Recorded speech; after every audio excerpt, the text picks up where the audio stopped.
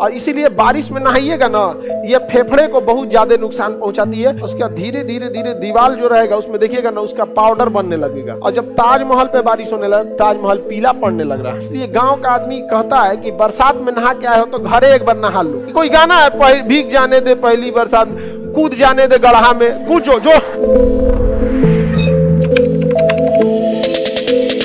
बाकी बचल 20% प्रदूषण कौन कर देता है? Sulphur dioxide. तो सल्फर डाइऑक्साइड अम्लीय होती है और यह बाकी बचे 20% प्रदूषण को कर देती है। यह फेफड़े को बहुत ज्यादा नुकसान पहुंचाती है, यह घातक है। ज्यादा प्रदूषण ये पहुंचाती है, लेकिन ये चूंकि डायरेक्ट अटैक किस पे करता है? फेफड़े पे, इसलिए इसे ज्यादा घातक माना जाता है। कोई आपको एक झापड़ मार दे, अच्छा फेफड़े पे मार दे, दिक्कत नहीं। एक लाठी पीठ पे मारे, एक लाठी खोपड़िया पे मार दे, तो बराबर लाठी है, लेकिन घातक कौन है? खोपड़िया वाला मार देगा तो यहाँ पे मार के खोपड़िया बाजार देगा, एकदम दिक्कत हो जाएगा। यहाँ पे बहुत टफ ऑपरेशन होता है ब्रेन का। आगे बढ़े तो बताइए, सल्फर डाइऑक्साइड समझ में आ रहा है? फेफड़े को नुकसान पहुंचाएगी सल्फर डाइऑक्साइड। और ये सल्फर डाइऑक्साइड इतना खतरनाक है कि हवा में अगर ये सल्फर डाइऑक्साइड है, अगर तो बारिश होगी तो ये सल्फर डाइऑक्साइड उसके साथ चलाएगा।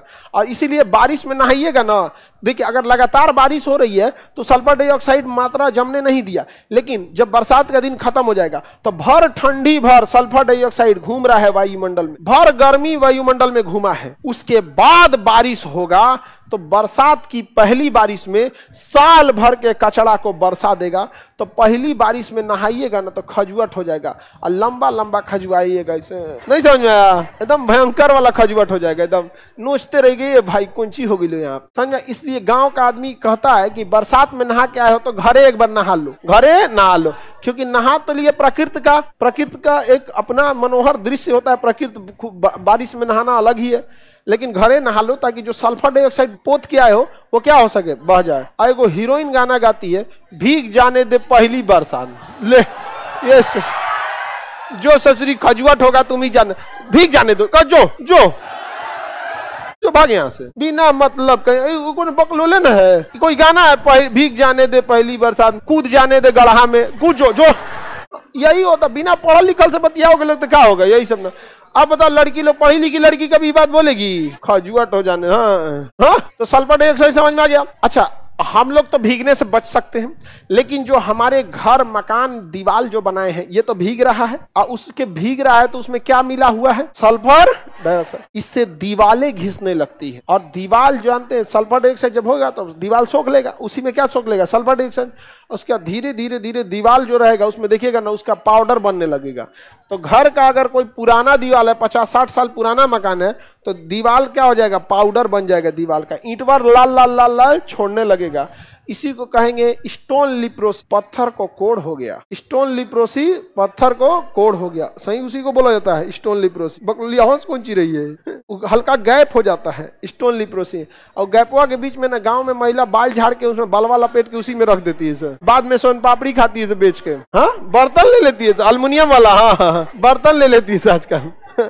बाल का मिठाई, बर्तन वर्तन सब मिलता है यहाँ पे, चाहे छन्नी, आटा चलने वाला छन्नी, यही सब मिलता है बर्तन। उसके बाद वो बाल ना नकली वीक बनाने के काम में आता है। कोई अपना नकली बाल रखना चाहे तो अपना रख सकता है। तो बहुत सारे लोग ना, हाँ 3000 रुपए किलो, तो खैर महंगा आता है यहाँ पे। हाँ, रियल बाल देने पे। आप शहर की है ना? हाँ, पटना की प्रॉपर लोकल है। इसको शहर वालों को बहुत सारे चीज नहीं जानता है। शहर वाला समझते हैं सफेद का मुर्गी है, सब नहीं होता है सब बला को। देहात का आदमी ने बहुत सारा चीज जानते रहता है आप, लेकिन शहर वाले में थोड़ा कॉन्फिडेंस होता है बात करने का। शहर वाला आदमी तो लिफ्टे में डरा जाता है, गांव का आदमी ये माई दब तो कहाँ चल जी। तो बताओ, स्टोन लिप्रोसी किसके वजह से? Sulphur dioxide. अब देखो एक दिक्कत क्या हुआ, आगरा शहर में ताजमहल है और आगरा से थोड़ी दूरी पे मथुरा है, दोनों पास में ही है। और मथुरा में तेल शोधन कारखाना है जिसमें पेट्रोलियम को छाना जाता है और उसमें सबसे ज्यादा सल्फर डाइऑक्साइड निकलता है। अब इससे क्या हुआ, मथुरा के तेल शोधन कारखाना के कारण मथुरा से आगरा के बीच के वायुमंडल में सल्फर डाइऑक्साइड ज्यादा हो गया। अब जब बारिश होगा तो पूरा सल्फर डाइऑक्साइड लेके बरसेगा, तो मथुरा और आगरा के बीच में सल्फर डाइऑक्साइड की मात्रा बढ़ जाएगी। और यही है ताजमहल। और जब ताजमहल पे बारिश होने लगा, ताजमहल पीला पड़ने लग रहा है, हल्का पियराहू हो गया है। समझ में आ गया कि नहीं? अजीब लगेगा उसको, फिर हार्पिक से धोना पड़ेगा। ताजमहल पूरा गंदा हो गया है एकदम।